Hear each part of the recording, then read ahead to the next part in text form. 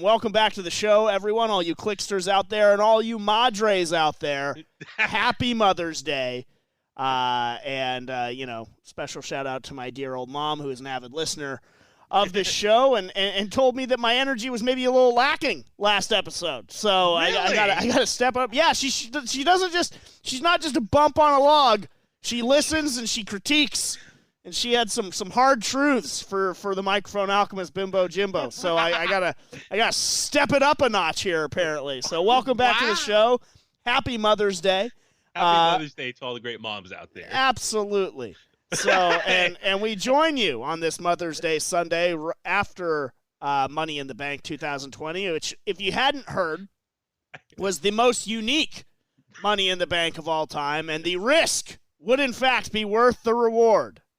Common refrain that they absolutely did to death. God almighty. If I never hear that phrase ever again, it will be too soon. But that being said, was very much so looking forward to this show because, I mean, for all the hyperbole and the hype behind it in terms of calling it the most unique Money in the Bank, there's a lot of truth to that. Mm-hmm. And I don't know why when they first announced this in terms of the Money in the Bank match happening at WWE headquarters, a place that I am dying to visit. But in my head, one of the first things that came to my mind was the old Nickelodeon Toys R Us Super Toy Run. So I don't know why. I know concept-wise they are nothing alike, but just that's where my head and my heart went. So I was really looking forward to seeing how they were going to pull this off. And we're gonna get into the main event, and it certainly was very much so unique. But overall, what did you think of just the show in general? Just overall takes, then we'll start getting into the matches. Okay, so overall, I enjoyed it. I was very entertained. I will admit, probably except for a couple matches, I think everything else was kind of borderline forgettable. I mean, we'll get into each match and stuff, but definitely had its moments, and I was gonna say unique experience. The main event itself stood out, and I had so much fun with it, and it was just I was very much enjoyed the last part of the pay-per-view. Yeah, I mean the main event is one of those that is going to stand out for a long time, whether you loved it or you hated it, and I feel like there's going to be people on both sides of it. I see what you're saying in terms about, some of the other stuff was, forgettable, or maybe why that was on the show, like Lashley and R-Truth being a thing that needed to happen at Money in the Bank. Meanwhile, Jeff Hardy is left on the pre-show, which I don't know why there's a pre-show at all, especially right now. And the show felt a little short, so I just didn't get why it wasn't just on the regular card anyway. But that being said, I thought there were some standout matches. I really liked the SmackDown Tag Team Championship Fatal 4-Way. Mm-hmm. Thought that was very good. I thought that I guess we'll get into it. So let's start with what happened on the pre-show. Jeff Hardy defeating Cesaro. All my cards on the table. I didn't even know this match was going to be a thing. I thought he was facing Sheamus. I know, that's the thing. It's like, so our buddy Mike Holler, he texted us like with his predictions for the night, and when I saw him include Jeff Hardy and R-Truth, I was like, what are these matches? What is he talking about? And then sure enough, I Googled like what was the Wikipedia, what was the lineup for the night, and yeah, their names were on there. I was like, wait, when did these get added? And I checked Instagram, and I guess they were announced within the last couple days. So I'm like, what? Like, I guess they just felt like they needed to add a couple matches to fill up the night, but it was still a very short pay-per-view overall. It was like less than 2.5 hours. So I kind of dug that, though. I liked what's that? I liked the crisp nature of the pay-per-view, that it was, we got in, we got out, it moved, it's paced, because it was short, it felt like it was moving at a pretty brisk pace, which I appreciated. But yeah, Jeff Hardy getting a sort of, not unexpected victory on the pre-show over Cesaro. But I am a little surprised that, they've spent so much time building up this Jeff Hardy return. Mm-hmm. I was surprised to see him in that spot and not on the main part of the show. Yeah, and that's the thing was I was like, why they bring him in the beginning or bring him on this pay per view anyway? It's just like it just seems kind of sudden. But also, I was kind of hoping maybe Sheamus would get involved somehow, or it didn't make sense. It just kind of like threw him in there. It's like I thought like this could be something would spend more time building up towards on SmackDown. Like he had his first match back this past Friday. So I felt like why put him on a pay-per-view already, even if it's the pre-show? Like let's give him a couple more matches and kind of build up that tension with Sheamus, and maybe the next pay-per-view they have a match against each other. But it was just kind of throw him on there. And it's like you spend all these weeks building his return just for a pre-show match. It just didn't really make sense for that. Yeah, it was odd placement to be sure. But the main card proper did begin with the SmackDown Tag Team Championship Fatal 4-Way. The New Day, the Forgotten Sons, Miz and Morrison, Lucha House Party, all vying for those SmackDown Tag Team Championships. And the New Day was able to retain here, but as I stated, this was a really fun one to me. I thought they worked with the stipulation well, and I thought a lot of people looked really good in it. Most notably, I thought Lucha House Party looked as credible and believable as they have in a long time in this match. And that's only a good thing for the WWE and their tag team division. I really like Lucha House Party.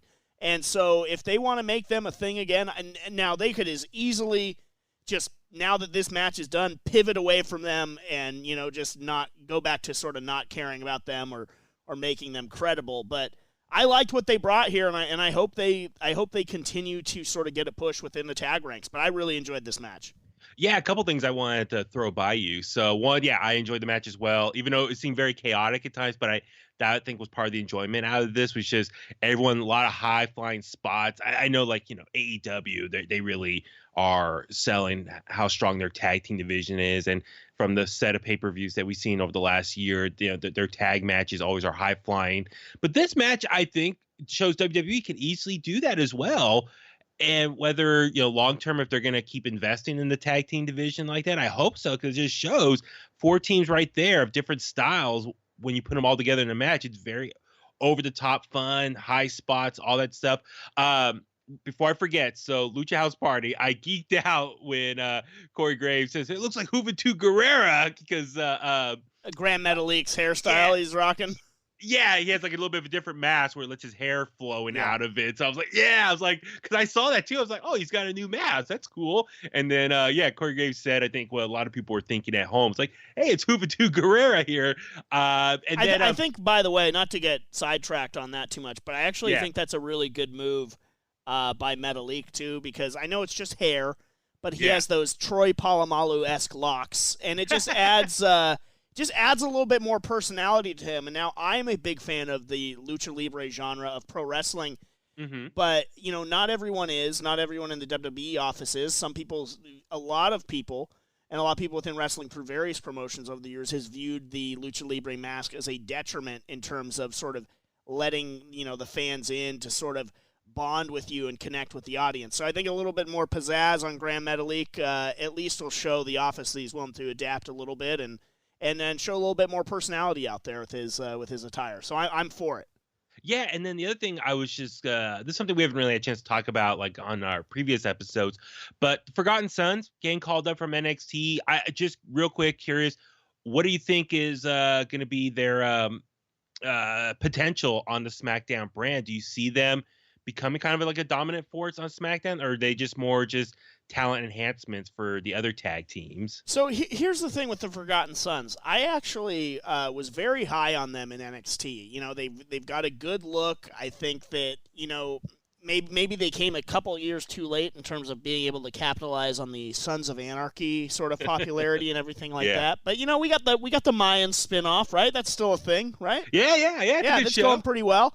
So I feel like there's still some mileage to be had there. I feel like this isn't the first time we've had, biker gimmicks, so I think thinks that at least Vince or somebody high up in the office sees legs in any type of biker gimmick, whether it be, the Disciples of Apocalypse or Undertaker's American Badass deal, and now the Forgotten Sons. Yeah. I like them. I think I think Jackson Riker is definitely the standout in terms of looking like an imposing force and everything. I was actually surprised to see that he wasn't involved in this matchup, and I know he's sort of the leader in what Cutler and Blake become the tag team sort of aspect of it. But this was a big spot for them, so I sort of expected the Heavy to be involved in this as well. But I like the Forgotten Sons. Well, do you think their call-up, which seemed kind of sudden just considering all the other tag teams that were standouts on NXT, but I think a lot of those tag teams stay in NXT because of their star power, and they want to keep the ratings that they can get on Wednesday nights, and maybe sort of the mid-card or not as well-known tag teams, maybe they get the call-up and they can help fill out a roster spot. So I wonder if their spot, or they got called up to, or I keep saying call-up, but brought over to SmackDown because of the Usos injuries, Jimmy Uso's injury. I wonder, were they brought over just to help maintain the strength and numbers of the tag team division? Like, that's what I'm kind of curious is, because so if Jimmy got hurt at a couple weeks ago, I wonder, and that's when the Forgotten Sons got called up. So I wonder, were they brought over just to help maintain a strong tag team division with a variety of teams? So I just wonder with the time and all that. It could be just that NXT creative didn't really have anything in terms of their future plans there, and there was room on SmackDown. So why not bring him over and do that with him? Like I said, I really liked what they were sort of building towards in NXT before they sort of got lost in the shuffle again. So I'm for the move. I think they'd spent a sufficient amount of time when NXT was developmental to sort of get their legs underneath them. I think it's not like a rush move or anything like that to put them on SmackDown. So we'll see. In general, the WWE tag team divisions in general are only as good as the sort of strength of the titles themselves and how they are booked and how they are allowed to be. So that's been hit and miss more so than sort of the tag team. I feel like the tag team roster has been pretty stacked for a while. It's just a matter of how well or how poorly the championship themselves are treated. Like on Raw, when they're just passing the championship around and everything like that. And even now, I still feel like the Raw tag team titles have not really recovered from how they've been treated over the last couple of years. So the following match was what we thought was going to be R-Truth and MVP, only for the almighty Lashley to pull the switcheroo with MVP and absolutely decimate poor R-Truth. Who continues to just be a great source of entertainment. The note about R-Truth from tonight is talking about how he's going to get the 24/7 championship from Tom Brady, which, please, God, let that actually become a thing that happens in this life. That would just be amazing if somehow Tom Brady becomes 24/7 champion. He's won enough Super Bowls already, so why not throw the 24/7 championship on him and let R-Truth roll him up, hopefully mid-game. That'd be like, R-Truth is just in full pads.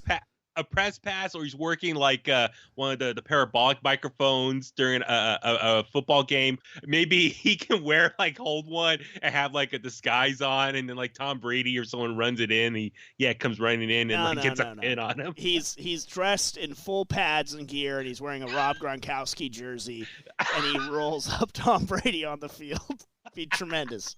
But whatever. That was a thing that happened for some reason. What was the point of that match? Like him and MVP, was it like it was just so out of nowhere? And then of course Bobby Lashley comes out, and says you can take the night off. So it's like, I don't get it. I think it's more just a function to sort of build towards, I think Lashley sort of trying to refocus and get that mean streak back and everything like that. So it was more a function to help try and rebuild Bobby Lashley than anything else going on with it. From there was the SmackDown Women's Championship match.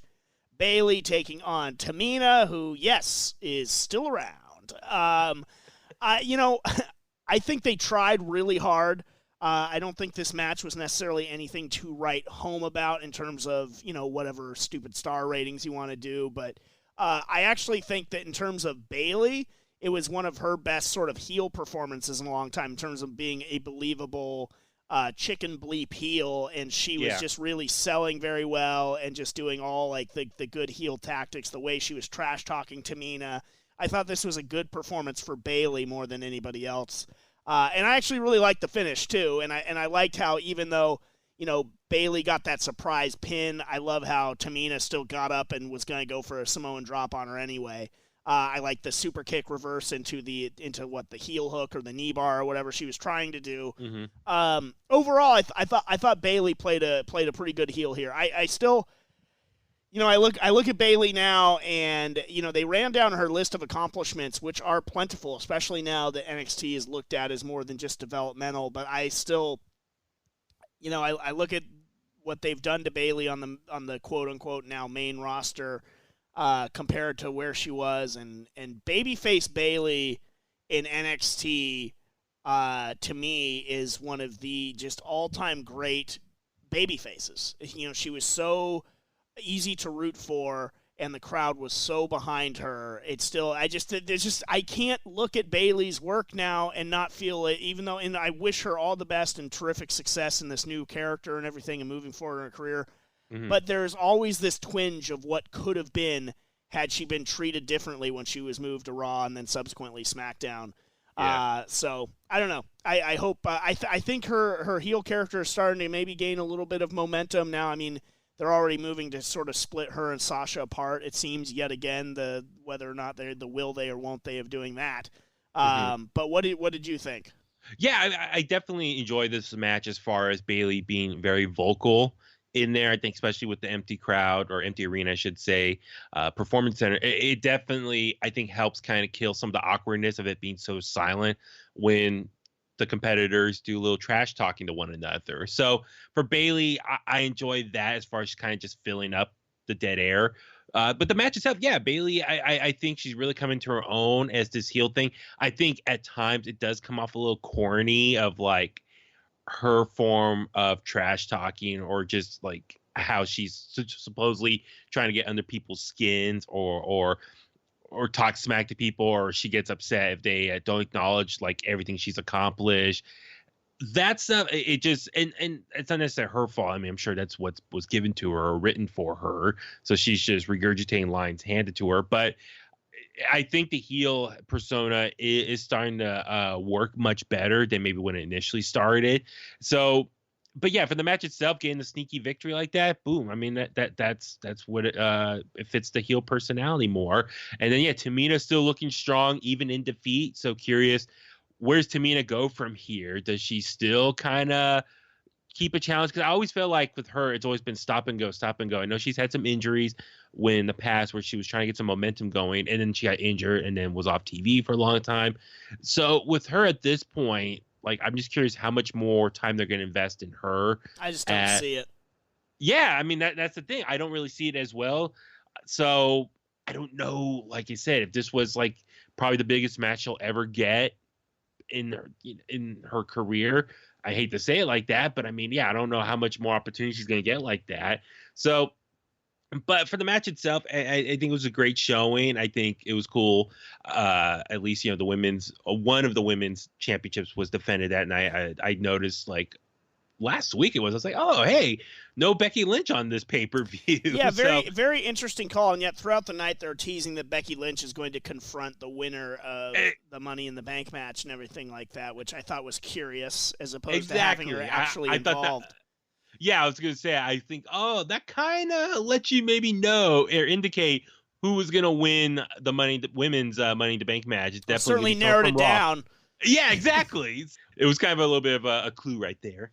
Yeah, and it was just interesting to not have one of your biggest stars on the show, too. And, Money in the Bank certainly establishing itself as one of the bigger shows that the WWE has put on in the last several years. So I thought that was an interesting call. I know things are different right now, so I get it. But at least maybe have, like, VIP lounge segment with MVP and Becky Lynch on the pay-per-view or something. I don't know. But that takes us to the Universal Championship match. Braun Strowman defending against not The Fiend, but Bray Wyatt.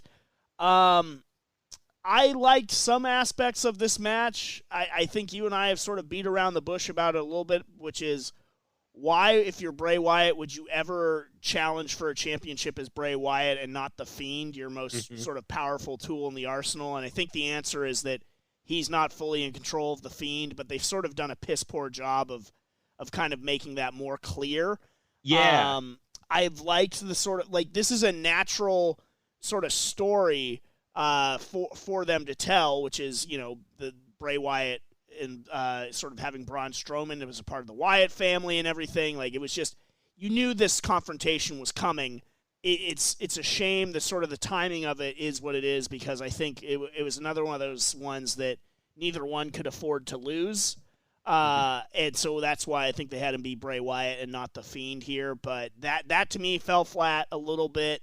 I didn't like the puppets really showing up in the sort of behind the barricades and everything. I prefer them. Look, and I love the Firefly Funhouse and I love the puppets, but I like them existing solely in that Bray Wyatt Firefly Funhouse world that we can't get to. It was stupid that Seth was able to get to it and the like, but it should be this place that you don't get to. So I like them existing sort of in their own moment. If you want to throw them up on the Titantron and the Firefly Funhouse, that's one thing. But I wasn't the biggest fan of them showing up in the barricade.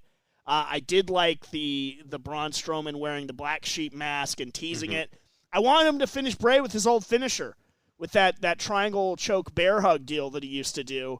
When they were hugging, I thought that's what they were going for, and I thought that would have been a good way to bring it sort of all around, as opposed to then they ended up overdoing it a little bit. So not the best, but I get it. They protect the Fiend. Braun Strowman has a big title defense under his belt now. What did you think? So okay, you kind of were touching on that. Was okay. Yeah, Bray Wyatt versus The Fiend as far as which personalities we get at a respective pay-per-view. So, yeah, I think they were starting to touch on it as far as, okay, it's definitely like a split personality. And if you piss him off enough, The Fiend will come out and settle the score. Is that what you're trying to get in at? Or you think that's how they should be presenting it and more clearly? Because even like towards the end when Braun put the mask on and Bray started like third person, like he's so happy to see you back, or is that what he said? I'm trying to remember off the top of my head, but like he was referencing someone else. So is he referencing the Fiend in his head? The happy to see him back? I think and I think that this is obviously going to continue into a Fiend versus Braun Strowman match, and then I really don't know what you're going to do because. Again, you're sort of booking yourself into a corner. I would not be surprised to see them put it back on the Fiend because Braun was sort of the backup plan to Roman Reigns versus Goldberg anyway. I'm happy for Braun, happy that he's the guy. I want them to give him a big run with it, which is why, again, the timing of this is a little more difficult because you have to both characters, in my estimation, are in need of a little bit of protection right now. Yeah. And you're just gonna throw those two magnets right at each other right out of the gate. I just would not have timed it this way. If it was a few months into Braun's reign and you wanted to make the switch to the Fiend, that makes total sense. But again, I don't want the Fiend really in the title picture anyway because it means eventually that he has to lose a definitive match. And I just don't think that serves his purposes really well right now at all. But yeah, I was just going to say, I kind of wish, now you got me thinking about this. I kind of wish, the Firefly Funhouse should be like a universe or a separate dimension that no one else has access to. And then makes you think, where is this other universe located at? And then, it could be inside the brain or the head of the Fiend, like it's all just inside of his head. I kind of wonder if they could have really gone more like that supernatural, just odd fantasy route. And obviously they've yet to deliver that, or at least, I mean, that's you and I just kind of guessing or booking how it should have been maybe presented.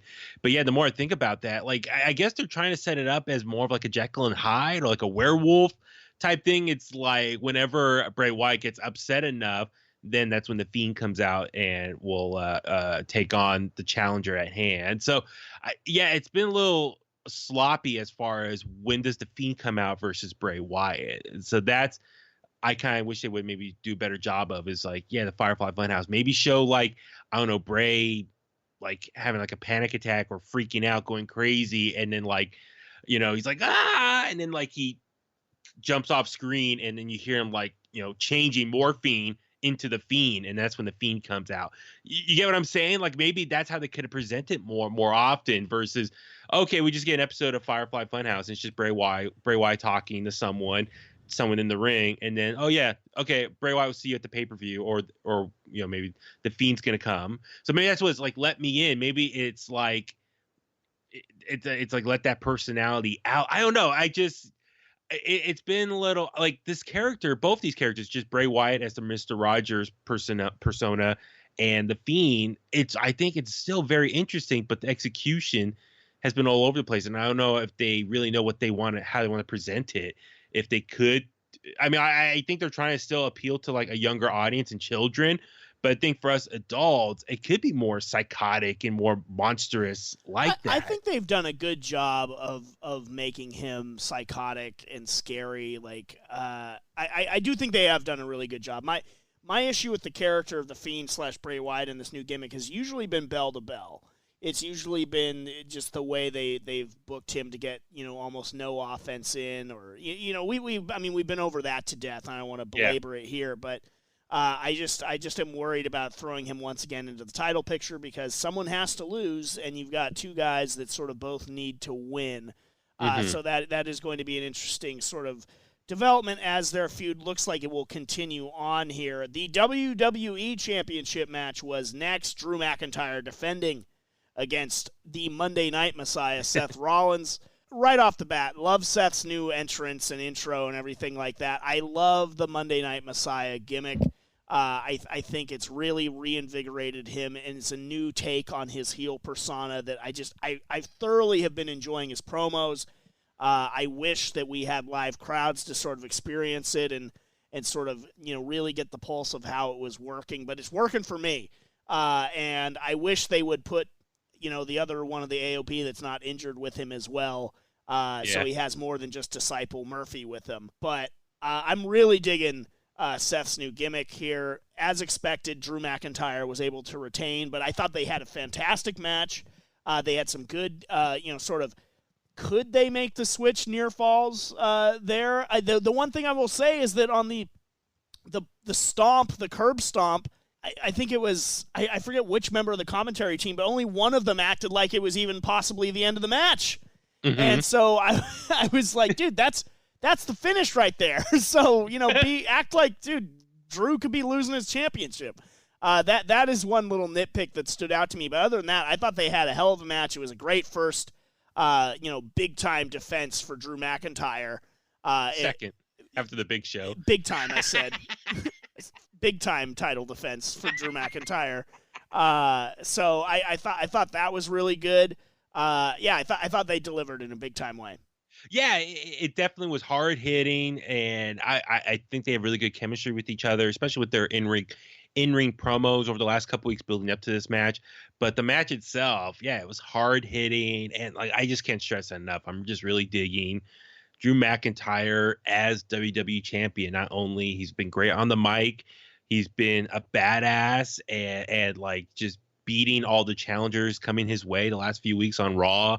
And it's like it's a breath of fresh air just because it's just nice to have your top guy as WWE champion can go out there and just be kick ass. And listen, we're not going to beat it to death. I mean, we could talk about Brock Lesnar showing up every once in a while, or other champions who are other babyface champions who are not the most I'm trying to think how I want to say it, like appealing, or they come off kind of dumb in some ways, or how they like lose matches, or how they just don't look as intimidating as you want them to be.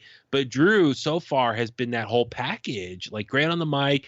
He has obviously a big, strong presence, and then his matches have been like he's been dominating. And it's like, great, this is what you want. Like, this is someone I want to cheer for. I want to go buy his merch. I can get behind him, and it's been like a breath of fresh air considering what he's been doing up to this point on this current main roster run on Raw. So, but for the match itself, it's great. I'm glad Drew won, and for Seth Rollins, I mean, like I said, I love the new music coming out. I hope maybe when the crowd, or when they have a live audience again, you think maybe like Seth should hand out like pamphlets or something to the crowd, Like, join me, be a part of. Let me be your leader, your I'm messiah. afraid he doesn't see. That's the thing. He doesn't need to be giving the crowd anything because we don't want him to like start getting cheered or people be like, "Oh, I want one," and like I'm a disciple kind of deal. I want. Seth's earned our boos, and I mean that in a positive way for him. But I really love the new presentation. In terms of Drew, they are walking that tater tot line with him when he comes out there, and it's Happy Mother's Day this and all that jazz. I mean, be a badass. Like I love that the moments when they let him still be this badass, the Scottish Terminator and everything like that. But they love to sort of walk that tater tot line with him too, and I'm concerned about that. But overall, so far so good with Drew being the man and the WWE champion. I did not care for the handshake spot after the match for Seth's part. I didn't think that Seth should have accepted the handshake, or if he did, he should have then tried to like renege and attack him or do something. I mean, I know he had the scowl going, but I wasn't a fan of that. I like Drew. I like Drew offering it. I don't like Seth accepting it. Yeah, I saw that. I was like, what's going on here? Like, is Drew trying to show like he's a fighting champion, but he'll kick your ass, but then like it was a show of respect from Drew, but your monster heel, your prick heel Seth Rollins shouldn't accept that. Exactly. He should have like kicked him or spit on him or something. Murphy should have attacked or something like that. I don't know. So I was not red hot on that. Maybe it's symbolizing that they're going to be moving on from one another here for the next little bit, and we'll get Drew versus Jinder. Who knows? Yeah.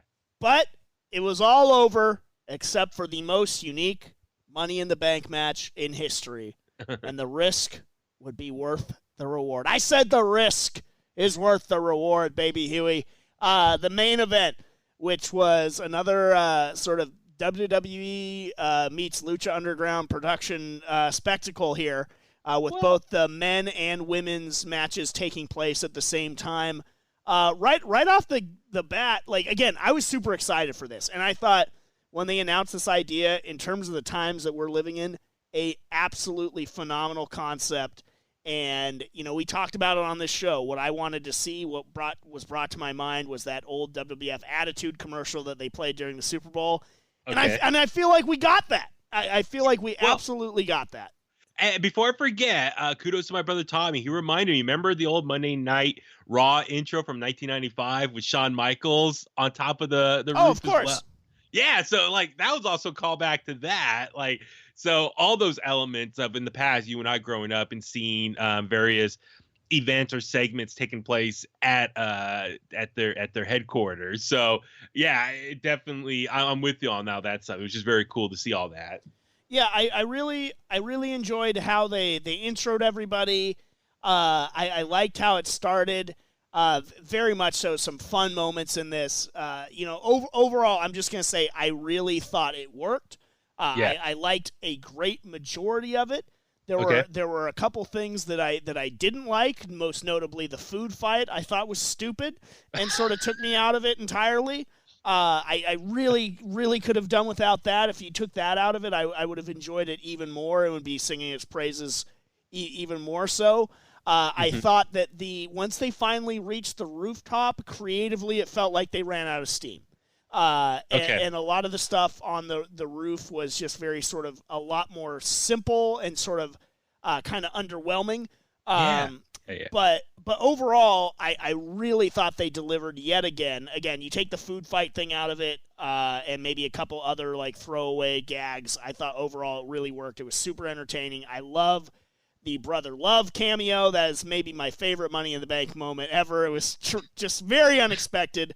A lot of the cameos were great. I do think I have to agree with Conrad Thompson that in terms of somebody who should have been at catering, they should have brought old Eric Bischoff back and had him be the one that was at catering before the food fight, just given the bad rap that people were trying to give him when he was brought in for those, few weeks as executive producer or executive director, that he was spending more time at catering. So I thought that would have been a very hilarious nod there. But overall, I like the cameos. Vince McMahon's cameo. Yeah, Vince's cameo was okay. It was, again, that was another one with like, I wish that he had just told them to like show some ruthless aggression, and they start beating the hell out of one another in his office, like I thought I was waiting for that other shoe to drop. Like Vince being like, what the hell are you doing? I want more ruthless aggression. Then they start going at it as opposed to the sort of very stupid, like putting the desk chairs back where they were kind of deal. Was that really his office though? Because like there was no computer or anything. Like it just was a phone. It looked like more of a conference, like a small conference room. That's how I thought. I was like, but then there was like a dinosaur fossil on the wall, like skeleton. Life finds a way. And bones. And then I was hoping maybe he's gonna puke. Like I was hoping that maybe in the office, like kind of a callback to that. Like here, give him like after the food fight, someone's like gonna throw up. He's like, he's gonna puke. But I also John Laurinaitis, his cameo was kind of okay. I guess got pie in the face. So yeah. But I will admit I geeked out whenever they show that gym, which I guess looks like it's on the first floor. That gym, it looks like it's still the same from the 80s when like Hulk Hogan and other people would do like film segments out there. Like which I thought was interesting, like why the men started there and the women were in the lobby. I was kind of hoping maybe they'd all be on the same floor starting out. But Asuka, I mean, I like seeing Asuka jump up from the balcony down onto the women. And then she immediately just go in the elevator and she's kind of like being the smart one. And then the rest are all trying to chase after, but they go up the stairs. Like, just wait for another elevator to go up or chase her down. I don't know. I just, I was kind of hoping maybe one of the women would be like, okay, watch which floor Asuka gets off on. And then you go run upstairs because they start running. It's like, how do you know which floor she got off on? And like, she could easily just gone straight to the top and you wouldn't even know it. But overall, I like, it was very much, they're going from like room to room, floor to floor. You got cameos, you got people popping out. What you think of like Stephanie McMahon's quick little pop in when Dana Brooke grabbed the wrong briefcase? Couple things. First of all, in terms of the WWE's MVP during these no live crowd shows, Asuka has to be near the top of the list because she's just been absolutely terrific on a real roll and just been very entertaining and just really spectacular. So good for Asuka. She's been killing it. Man, Dana Brooke, how many times do you not watch WWE programming? Because they have explained ad nauseum that the briefcase will be on the roof. Like I don't know. I just thought that was kind of it made her look so stupid, and I was calling her Dana Dark Horse because I really like Dana Brooke. So I would have been all for a Dana Brooke win, but it's like, come on, that just made her look so dumb. I appreciated the fact that so I don't know if this is what they had in mind, but given that Dana Brooke was a part of Titus Worldwide, she is the one that slipped and fell, on the wet floor, as it were. I was hoping she was going to go like head first or what have you, sort of a la Titus O'Neil, and really have a call back to that, or at least have maybe Titus show up and help her up. But be that as it may, that's the way it went. But Stephanie's cameo was okay. I thought both the McMahon cameos were just okay. I would have loved a Shane O'Mac in there, But it looked like Stephanie's was like pre-tape, like she was looking. Yeah, it was just like obviously her and Dana were not in the actual same room. It just looked so off a little bit. But yeah, Asuka, like I said, I just love her energy as far as she was kind of leading the charge. Like they were all chasing her the whole time. So I enjoyed that. Like once she got the elevator, she was going from floor to floor. She went by like the guy with the mop and the girls are just chasing her. So I kind of loved how she was like leading the pack in that sense. Also with the food fight, I did enjoy like at the end, Otis and Nia kind of had like a face off a little bit. It was like, I was kind of hoping, I don't know. I mean, I know they kind of bumped into each other into Ray, squash poor Ray Mysterio, but I wonder if that's something they might explore down the road, like the two of them maybe going at it, like Nia and Otis, something. God, I hope not. I friggin' hope not. Bite your tongue, baby Huey. But I was gonna say, what'd you think? Like, just kind of like, all the floors, like I know, so it's 10 stories. So I'm curious how many floors they actually like use to operate. But all the memorabilia on the I walls, loved it. I was right? that was to me one of the coolest parts of the whole match was I was just looking at everything that they had set up there. And again, it's a place that for years I've wanted to go visit. So for me, I was just like, oh, dude, this is awesome. They had, some recent posters and stuff like that I was almost surprised that that stuff's already hanging up and everything. Certain moments. But they had some cool old school stuff in there. I couldn't help notice the WrestleMania 14 poster with it poking its head out a couple of times, and just some really cool stuff. Well, then also like Steve Austin, like the top of his truck, the hood was up on a wall, and then but yeah, like posters from other WrestleManias and just other like artifacts, like that we would see maybe at like Access. Yeah, not to be a downer, but I almost wish that they had done this concept, several years ago, so we could have gotten more cameos from people that have now subsequently passed on. Like if you had like a Mean Gene Okerlund try and do a sort of a mid-match interview with one of the competitors, would have been just tremendous stuff. I mean, conceptually, I thought they did great. Again, other than the food fight and a couple other things which were just really stupid, I thought overall they really hit it out of the park again. What about like AJ going into that room with like the Undertaker? Like, was it a casket? Yeah, I mean, what was... I kind of liked the. I didn't like that they didn't pay it off with somebody in there. Like I thought the Boogeyman was going to be in there instead. But. I enjoyed that overall, and again, I thought overall the production value of it was really good. Again, once they got to the roof, that was a little, it was okay. I'm glad Asuka won. I thought that was great, and I think she's the right call to win. I was worried that it would be Nia, which certainly there's legs there with a feud with her and Becky Lynch. Yeah. Well, okay, so now going back to the roof thing. So I was just really surprised. It was just Asuka, Nia, who am I missing? It was just like 3 of them, right? Lacey. Lacey, that's right. Not all 6 of them made it to the top. Correct. Which I was very shocked by. And a couple of the people that made it to the top were murdered by Baron Corbin. So I'd like to give my heartfelt condolences to Rey Mysterio and his family, and Aleister Black and his poor widow, Zelina Vega. Call me. You know where to find me. But so I was just going to say. Just kidding, Kayla. I would never, ever do that, especially Zelina, who you hate. Yes. I would retract it. But I was just going to say, so, okay, I think on paper, the concept as far as men and women going on at the same time, like literally they're all going through which makes sense because you would think whoever goes first, they might destroy the place. And then if you have like the next set, either men or women go after, everything's destroyed. So you kind of lose the spectacle. Like if like, let's say the women go first and they destroy everything. If the men go next, everything's already destroyed. It kind of loses. I mean, you could shoot around that because they have a lot of real estate. I liked the concept of at the same time simultaneously, just because it led to cool moments like you had with Baron Corbin and Asuka on the ladder and stuff like that. I would have almost wanted more interaction with them. I would have loved an R-Truth cameo trying to help Carmella again. I think that they did a great job. But looking at that, there's so much more you could do as well. Like I really I wouldn't be mad if they did it that way again next year. I thought it was fun.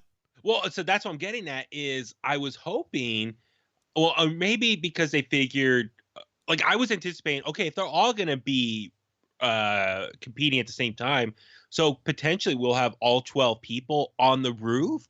And so I thought, okay, well, that could be kind of interesting. Like maybe some of the men and women can work with each other. Like, I don't know, Ray can jump off like Nia's shoulders or something, or I don't know, I'm trying to think like Asuka and Aleister Black can deliver like a double kick on someone, or you know what I mean? Like I thought that if you have all 12 of the competitors up on the roof, I thought it could really had some fun spots between the men and the women. So that's why I was a little bit bummed when it was just the 3 of them, the 3 ladies get up there. I was like, oh, that's it. And how they wrapped it up, that was pretty quick as well. They kind of just all like the 3 of them went at it for a few minutes, and then boom, Asuka just ran up and got it. So it was just a little underwhelming in that sense. Yeah. So I'm with you as far as I think the buildup or them going through each floor, all good stuff for the most part.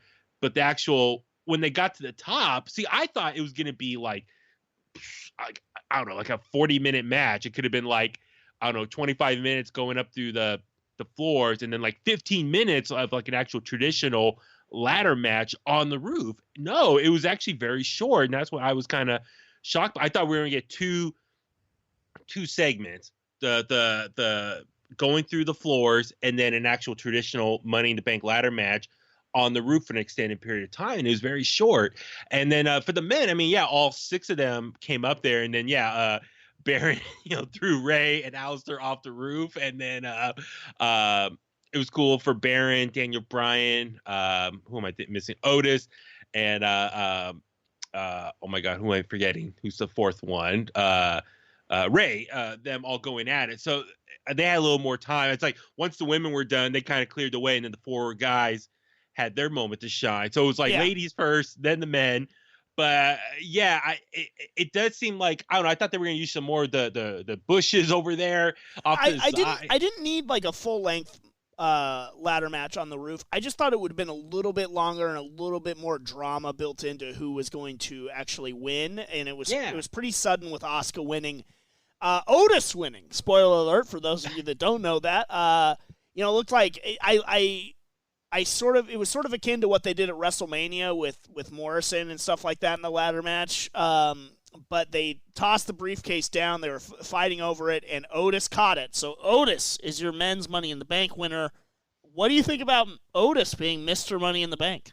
It just shows, I guess, someone in WWE, maybe it's Vince McMahon or whoever, like Otis in the last handful of months has turned into like one of the top guys for the company. It's good to him, man. Like, who would have thought, like a year ago when we were watching NXT and Heavy Machinery would come out, that the guy who did the worm would be, or the caterpillar would be the one. Yeah, he needs to stop doing that too as a finish. I mean, all if it's an elbow drop. Yeah, if he's going to be in this spot, he's got to start bringing a. I mean, I love Otis, very charismatic. I do not see him cashing in Money in the Bank and becoming world champion. I think they're going to screw him out of the case somehow, and either is going to eventually end up in AJ Styles' possession, or Dolph Ziggler's going to screw him during his cash in or something like that. I do not see Otis being a successful Money in the Bank winner. I think they're gonna screw that poor guy somehow. I feel bad for him, but it was a great moment for him though. Unexpected. One of those truly, WWE paying off on one of their promises in terms of like anybody can win scenarios. Like, and it's less risk for them than having like Otis say win the Royal Rumble. Because they can if they don't want to pull the trigger on Otis, winning one of the main belts. They can easily just have him somehow get screwed out of his cash in. So, because it's not 100%. Exactly. But certainly shocking. Yeah, definitely, and a great moment for him. And I was just gonna say, like, it's been a great couple months for him between like finally getting Mandy the girl and having the kiss at WrestleMania, and now winning Money in the Bank. Like I said, someone really likes him. I mean, so great for him, and like it just kind of adds more to Otis as this lovable baby face. But the other thing too, I know in the past he's been very goofy, he comes off very goofy, but like you even noticed like this past week episode of SmackDown, he was definitely a little more serious.